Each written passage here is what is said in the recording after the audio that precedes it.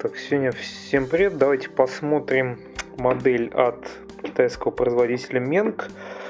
Британский легкий танк эпохи Первой мировой войны МКА Whippet. Он назван средним танком, можно, наверное, назвать его легким танком и так далее. Ну, что по прототипу, наверное, совсем коротенько. Первая мировая война, собственно, когда оказалось, что более легкие относительно типичных американских танков Марк 1, 2 и т.д. и т.п. То есть более легкие французские танки, они оказались более успешными на фронтах, а англичане тоже решили, что им нужен более легкий танк, ну или в данном случае, как Менг его называет, средний танк.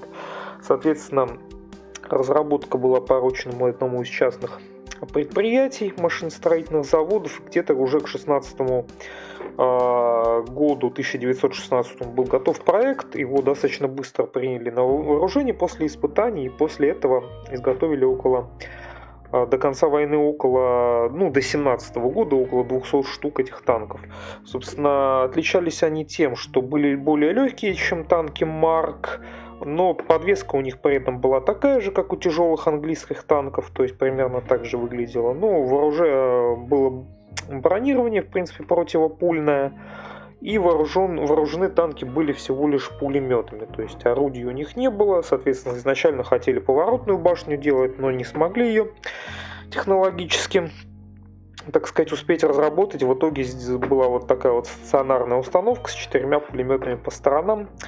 Машины эти принимали участие в боях, соответственно, 17-го сражениях 17-го и позже годов. Ну, в принципе, достаточно успешно. То есть они действительно оказались более быстроходными, более маневренными, более надежными. То есть, несмотря на то, что использовалось два двигателя, по двигателю на каждую гусеницу, которые независимо работали. Но, тем не менее, эти машины оказались более надежными, проходимыми и быстроходными, чем танки Марк.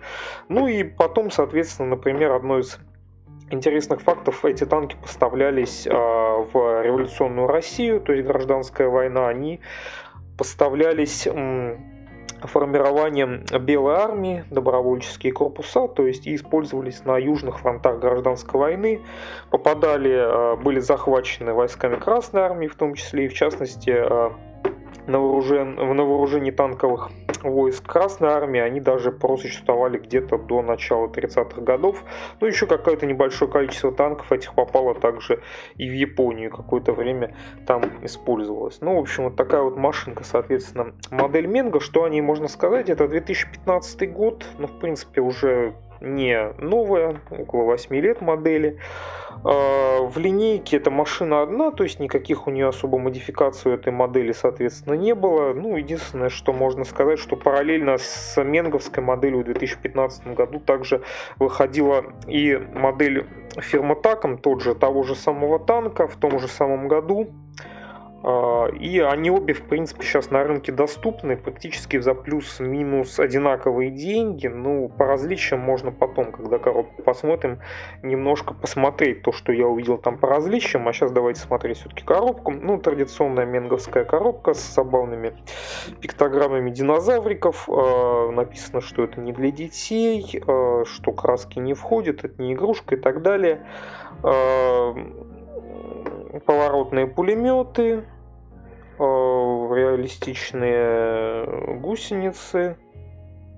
Написано, что гусеница, которая собирается без клея, используется в наборе, и 3 схемы окраски. Логотип также танкового музея в Бовингтоне, английского, собственно. И что на боковиках?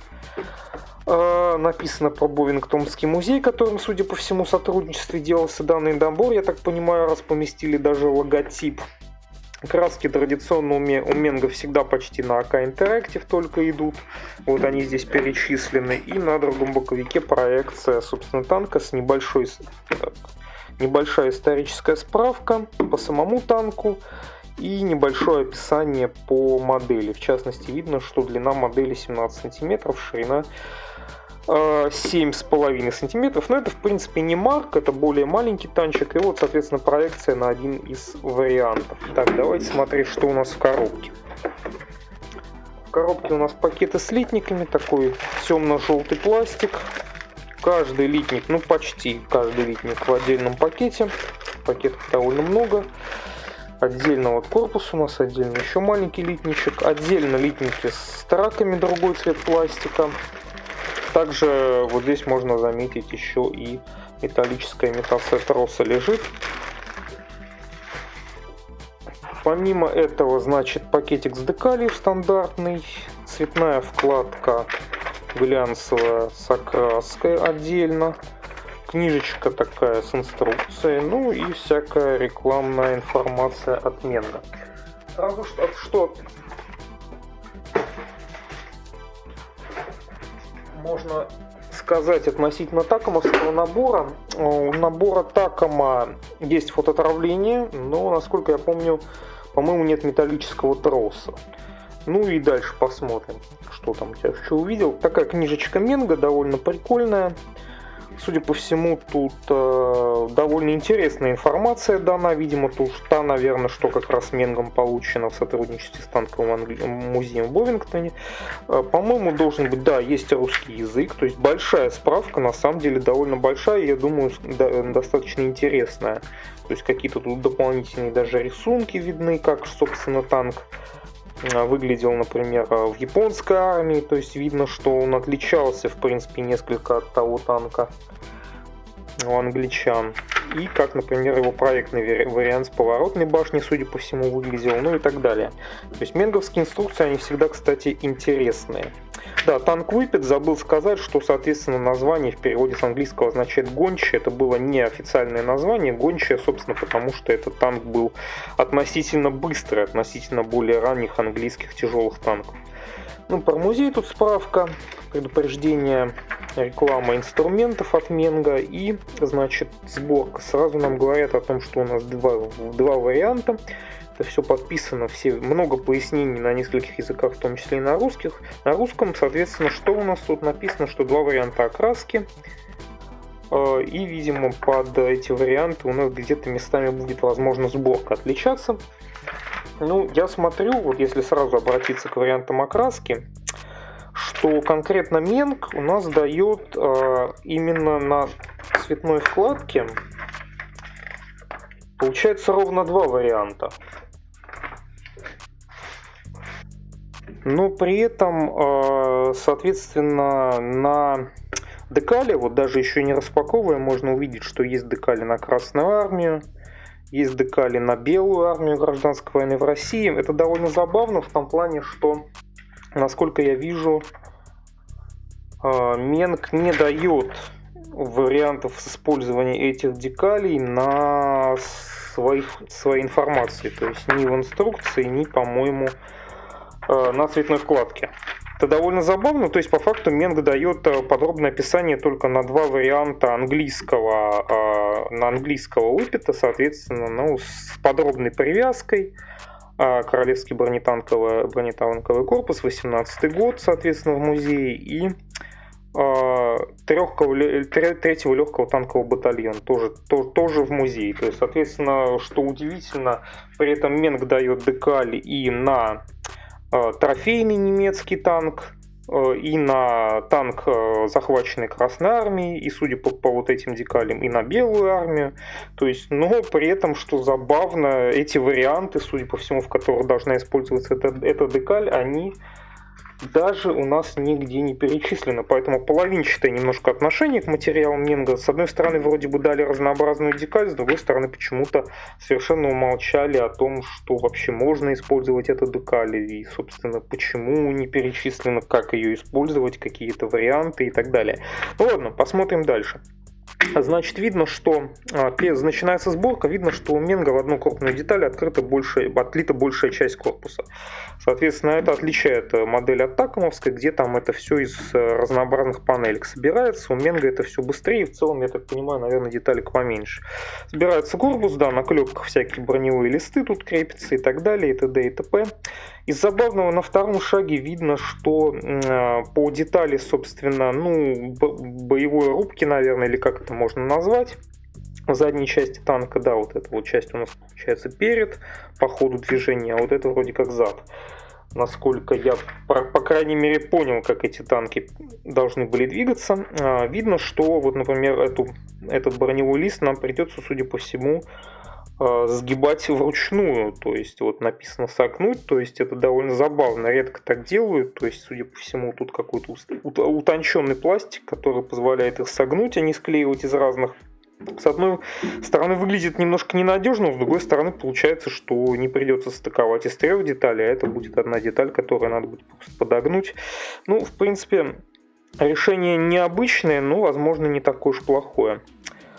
Значит, все этапы описаны, озаглавлены, в том числе на русском языке. Значит, собирается вот эта рубка. В втором шаге тоже продолжаем ее собирать. То есть тут все-таки много достаточно отдельных деталей, несмотря на то, что крупная часть корпуса в одну, но рубка все равно такого сложного рельефа, и все равно мы ее собираем из нескольких деталей, но не выглядит, что это как-то супер сложно. Ну, соответственно, амбразура условно под шаровые установки пулеметов. Кое-где что-то подсверливать, да, приходится, но Менк нам об этом все рассказывает вроде как подробно. Ну и, соответственно, что? Рубка собирается, и в итоге эта самая рубка у нас устанавливается на корпус, как одна крупная подсборка, и днище у нас также приклеится отдельные детали. Ну, тут какие-то лючки, какие-то частично уже поручни появляются, и шестому шагу у нас появляется верхняя часть корпуса и топливный бак. Так, топливный бак, не совсем понятно, что именно здесь топливный бак, но, наверное, вот это, я так понимаю, это, скорее всего, наверное, топливный бак. Хотя, может быть, да, я и перепутал с направлением движения данного танка. Действительно, сложно сказать, вряд ли вперед он все-таки двигался топливным баком. Наверное, все-таки перед у него, скорее всего, там был, где боевая рубка. Это было логичнее. Просто странно, на многих фотографиях танк изображен так, как будто бы он... Ну вот так вот, да, то есть вот, допустим, японский выпит, да, то есть выглядит так, как будто танк едет вот сюда, то есть как будто это получается кормой он к нам едет, да, судя по направлению взгляда танкистов, но это, возможно, надо на фото посмотреть, действительно забавный вопрос, в какую, собственно, сторону должен был ехать данный танк, но я думаю, наверное, все-таки не топливным баком вперед он ехал, ну, если это вообще топливный бак, конечно, хотя вроде бы он. По крайней мере, так нам подписано. Также у шаровой установки для пулеметов устанавливаются их целых 4 штуки, 7,7 калибр был. Соответственно, экипаж, кстати, был 3 человека. То есть не такой уж большой экипаж. Была выхлопная труба здесь. Также нам сразу говорят, как подкрашивать и пулеметы, и выхлоп. Ну, решетки с какими-то воздуховодами тут дополнительные, поручни и так далее. То есть, и к седьмому шагу мы начинаем работать по подвеске. Подвеска была твердая, фиксированная, то есть так же, как у тяжелых английских танков Марк. Соответственно, англичане к тому моменту еще ни к какой мягкой подвеске не подошли. Соответственно, это огромное количество роликов, катков, которые гусеница практически огибает почти весь корпус танка. И вот всю эту огромную кучу катков, роликов мы будем собирать. Вот видно 10 штук, 18 штук, 14 штук, звездочки, там какие-то передаточные цепи, вот эти вот все. По бортам вот видно, что крупные детали, соответственно, боковые стенки, вот такие, на которые все это надевается, все это количество роликов, довольно забавно это выглядит, прикольно, но Менк в целом нам показывает, что в основном все это не должно склеиваться, то есть на сухую, а судя по всему должно надеваться просто на сухом трении. Ну и как-то там вроде как фиксироваться, судя по всему. Ну, насколько я вижу, вроде как этот символ означает, да, без клея, сборка без клея. Соответственно, звездочки, ленивцы, тоже все это без клея у нас, видимо, для сохранения подвижности. И вот дана пояснительная схема, в каком порядке у нас различные типы роликов должны, соответственно, идти по низу вот этой вот самой большой штуки. Ну, можно, кстати, заметить, что все вот оси, штыри, условно, на которые надеваются эти ролики, они все отлиты зацело вот с этой большой крупной детали, то есть они не приклеиваются отдельно, они буквально отлиты сразу. Это будет потом заметно, когда будем литники смотреть, это довольно прикольно.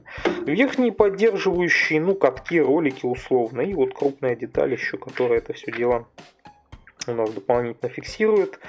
Значит, и дальше завершаем эту подсборку. Появляется что-то типа надгусеничной полки. Здесь у нас большая крупная боковая деталь, которая запирает эти ролики, судя по всему, внутри. То есть именно поэтому они на сухом трении там исключительно будут, то есть находиться, то есть их не надо вклеивать, то есть это просто все закрывается, запирается, и, соответственно, эти ролики там находятся, никуда не деваются. Ну, еще какая-то мелочевка, и, соответственно, я так понимаю, по второй стороне у нас аналогичные шаги сборки, возможно, чем-то тут отличается, но, в принципе, я так понимаю, что выглядит, что как будто бы симметрично, все то же самое мы делаем, что и по предыдущим шагам. Точно так же все у нас завершается. И вот получаем мы две такие большие подсборки с гусеницами. Вот такие вот здоровенные лыжины, набитые роликами и катками. И, соответственно, мы их устанавливаем на корпус танка, параллельно с еще какой-то мелочевкой. И вот к 15 шагу мы переходим непосредственно к тем самым гусеницам. Да, вот в отличие от такомовского выпита, у которого, насколько я понял, тоже наборная гусеница, но, насколько я понял, такомом она дается не рабочая. Вот Менг дает, в отличие от такома, вроде как рабочую гусеницу, но единственное, что рабочий, судя по всему, реализован на защелках. То есть никакого дополнительного как бы запирающего элемента, там каких-то пальцев, каких-то еще дополнительных деталей, которые все это должны. То есть это просто защелки, то есть получается на щелчке, грубо говоря, должны у нас замыкаться отдельные траки, и типа как это должно все работать без клея. Но как по факту, конечно, это будет известно только после сборки. Конечно, защелки, они всегда на пластике некоторые вызывают некоторые сомнения. То есть это всегда может сломаться, это всегда может оказаться как-нибудь не очень хорошо пролито или ненадежно защелкиваться, т.д. и т.п. Надо смотреть по месту. Так, дополнительная какая-то вот мелочевка, кстати, очень похожа на блоки динамической брони, вот эти детали, хотя вряд ли они являются ими в 1917 году. Ну, такие вот забавные детальки ставятся, я даже не знаю, кстати, что это за детали, ну, какой-то тут шанец, домкрат и что-то там, показано, как подкрасить это все, мелочевка всяческая. Ну, те самые гусянки, я так предлагаю, нам предлагают сразу, собственно, и надеть. 68 траков.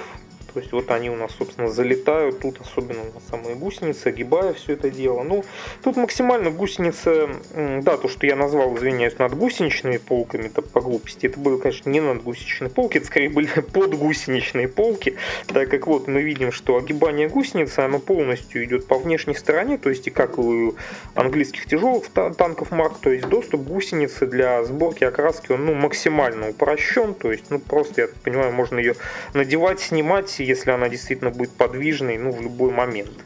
В этом плане, конечно, старые английские танки Первой мировой войны, это прям радость.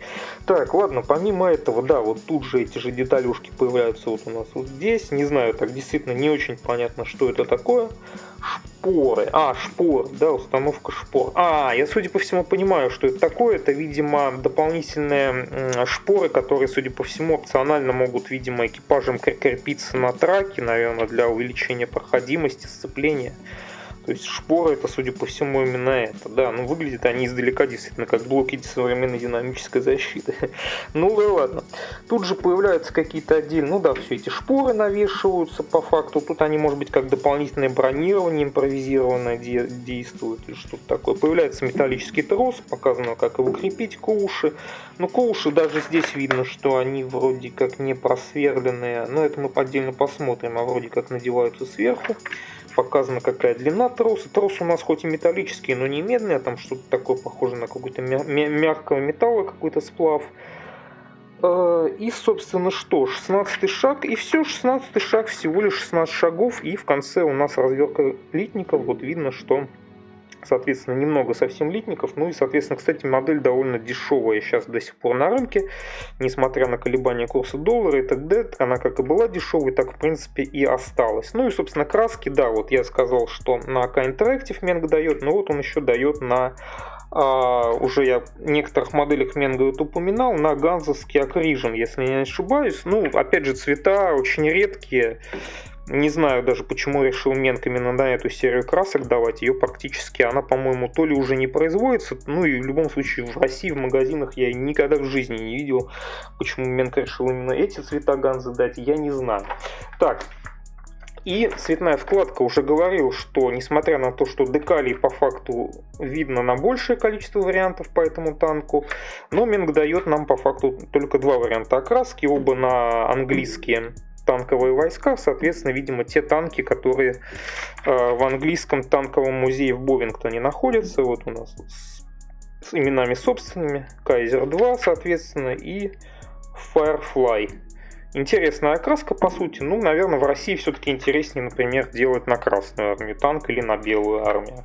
Но, к сожалению, схему они не дали. Это, видимо, возможно, придется, так как вот видно, что потом посмотрим по декали, есть и на Белую армию, например, какое-то имя собственное у танка. Судя по всему, можно будет, наверное, найти фотографии или рисунки прототипов и собрать все-таки и на гражданскую войну в России. Так, а мы давайте смотреть пластик.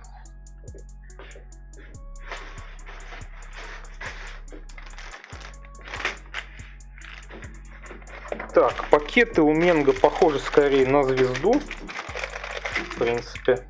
То есть тут, конечно, их приходится разрезать, разрывать. В этом плане никакого удобства у нас не предвидится.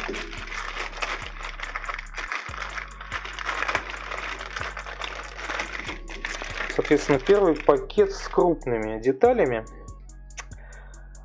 Клепка, соответственно, броневые листы. Ну, тут у нас днище, соответственно, и крупные детали по, ну, скажем так, боевой рубке. Условно, как раз вот эта вот деталь, это та, которую я говорил, что ее нам придется сгибать. Да, действительно, тут есть такие условные, ну, условно назовем их пропилами, да, которые позволят нам, соответственно, вот эту крупную деталь согнуть аккуратненько и прикрепить на свое место. Ну, как по факту, это, конечно, будет только сборка покажет. Вот такие вот забавные менговские, характерные именно для литья менга пеньки, такие огромные, которые, судя по всему, это, наверное, являлись толкателями. Но вот если в основном у других производителей это все скусано, то вот у Менга, я смотрю, он их хоть на внутренних частях модели, но обычно почему-то всегда оставляет. Это забавно. Хотя в остальном на лицевых частях, ну, я смотрю, что по литью все очень даже выглядит прикольно, несмотря на то, что пресс-формы вроде как бы и уже и не новые, но клепка и все как бы и по литью у Менга в целом достаточно прикольно. Напомню, что Менг, наверное, скорее у нас к премиумному плюс-минус сегменту находится модельному, то есть даже достаточно дешевые его модели, но в принципе по литью они выглядят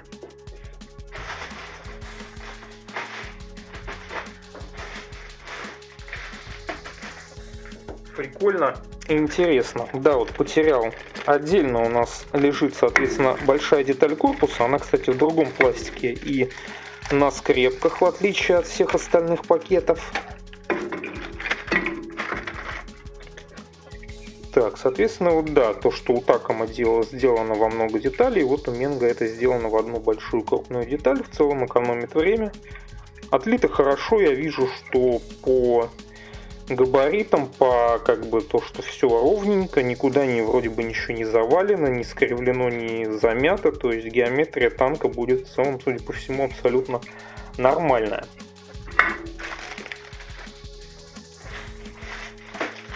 Еще по крупным деталям, соответственно, большой достаточно литник с сборками, ну, скажем так, гусениц, условно, да. Соответственно, вот те самые большие детали, которые у нас... Так, тут еще второй литничек у нас есть аналогичный. Он отличается, они похожи, но они разные. Поэтому смотрим сначала один. То есть, насколько я понимаю, это у нас внутренняя часть гусеницы, да, скажем так, с подсборки гусеницы, соответственно, вот этой частью она, я так понимаю, должна быть к корпусу танка идти. Ну, то есть вот так вот как-то так. Тут, в принципе, даже можно заметить, что есть крупные условно такие пазы на пластике, да, которые позволят позиционировать. И вот те самые, соответственно, оси, на которые будут надеваться ролики, катки, они все, их очень много и очень интересно, да, их Менг все отлил зацело с деталью. Причем сам литник немножко поведен, но я смотрю, все вот эти штыри, все эти оси, они отлиты ровно, ничего не обломалось, ничего, ну, по крайней мере, при первом взгляде вроде бы никуда не загнулось, хотя есть ощущение, что сами вот эти крупные детали, их немножко повело все-таки куда-то в сторону. Ну, точнее, как загнуло вместе с литником вот так вот, да, вот видно, наверное, немножко. Но вообще, я думаю, в сочетании с ответной частью, да, гусеницы, вот с этими частями, я думаю, что в итоге, наверное, они и при креплении на ровный корпус, на борт, я думаю, они в итоге все равно выправятся и все будет нормально. Плюс вот эти крупные детали тоже, вот эти все сложные такие детали достаточно, они тоже все отлиты в одну деталь. То есть вот это Менг, конечно, он делает очень круто, что у него прям есть большое количество прям крупных, сложной формы, сложной геометрии деталей, которые Менг прям отливает зацело и не заставляет нас мучиться с миллионом приклеивания этих деталей, попытками как-то сохранить геометрию, нигде там что-то не скривить и так далее. То есть у Менга это все сразу, и это по мне так очень даже прикольно. То есть вот у Такома, например, не так. При том, что у Такома модель стоит столько же. Ну, у Такома есть травление, например. У Менга травления нет. Так. Еще крупный литник. Мне нравятся все-таки вот эти мне пакеты. Насколько же все-таки они удобнее у Такома, да? Наверное. Эти шуршащие блистерного типа, они очень, с одной стороны, тяжело открываемые, с другой стороны, при этом сразу же становятся почти непригодными. Ну ладно. Да, ответная часть на подсборку гусениц, это внешняя, судя по всему, которая будет запирать. Соответственно, снаружи вот тут отверстие, видимо, под ответные части оси, под катки, под ролики. Ну и помимо того, некоторое количество мелочевки. Домкраты, не домкраты, а стартеры кривые, вот эти все какие-то элементы лючков и панелей бронированных. Глушитель, вот, кстати, в одну деталь отлиты, при этом есть отверстие выхлопа у него, у обоих. Кстати, баны глушителя, да, на машине 2 двигателя, если кто забыл. Ну, в общем, так все. Деталей немного, но они все отлиты прикольно. И, ну, кстати, вот этот литник почти не повело, он вроде почти прямой. Так. Помимо этого, значит, литник с катками. Да, он тоже запаян в другого вида пакет на скрепке. 2 литничка, насколько я понимаю, идентичных. Вроде как, абсолютно. Литник D и литник D. Да, можно посмотреть один. Соответственно, очень много роликов, конечно. Но это не марки, конечно, где, судя по всему, там вообще целый склад этих самых каточков и роликов. Тут чуть поменьше, но, в принципе, все равно много разнотипных катков и роликов. Параллельно с этим коуши. Да, коуши без отверстий, коуши с пазами. Стандартно, да, как я и думал. Соответственно, туда вот надо будет вкладывать этот самый край, хвост троса. Те самые шпоры, которые, судя по всему, у нас опционально могли экипажем, наверное, устанавливаться на гусеницы, но у нас они все находятся на корпусе танка. Ну, звездочки, ленивцы, передаточные вот эти цепи с какими-то там шестернями. Ну, детали опять, собственно, по подсборкам, гусеничным сборкам, крючочки вот эти микроскопические различные. То есть все, что можно продублировать, все здесь продублировано. Вот это какая-то крупная ось. Я не помню точно, куда у нас устанавливается. Ну, вот такие 2 одинаковых литника. Опять же, каких-то претензий. Вот видно, что все эти шпоры, судя по всему, многоразъемно отливались. Такой вот сложной формы. Довольно интересно. Отлито вроде бы вполне себе неплохо.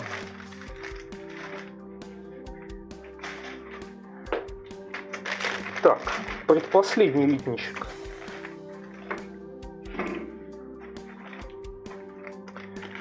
Маленький такой совершенно литник. Опять же, другой тип пакета на скрепках.